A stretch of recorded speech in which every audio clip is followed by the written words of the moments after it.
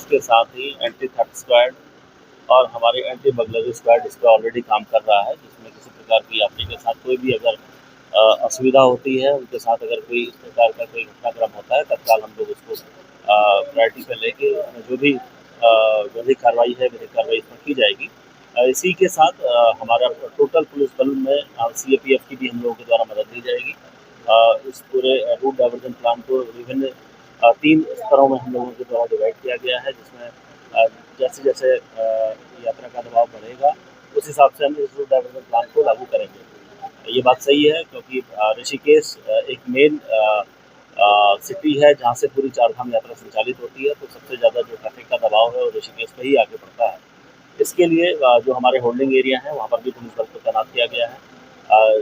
जब अगर पहाड़ों में अगर किस प्रकार का दबाव ज़्यादा होता है तो यहाँ पर होल्ड करने के लिए अतिरिक्त बल हम लोगों के द्वारा दिया गया है। इसी के साथ जो हमारा रूट प्रॉपर तरीके से संचालित हो सके, इसके लिए आवश्यक जो पुलिस बल है वो हमारे SP ट्रैफिक और SP ग्रामीण की जितनी भी इसमें शक्तियाँ आई हैं उसके आधार पर उनको आवंटित किया जा चुका है। सर, देहरादून में जिस हम लोग निश्चित तौर पर जो यहाँ पर जो समस्याएं सामने आई हैं उसके अनुरूप यहाँ पर भी कार्रवाई करेंगे। 1-2 घटनाएं हमारे संज्ञान में पूर्व में आई हैं।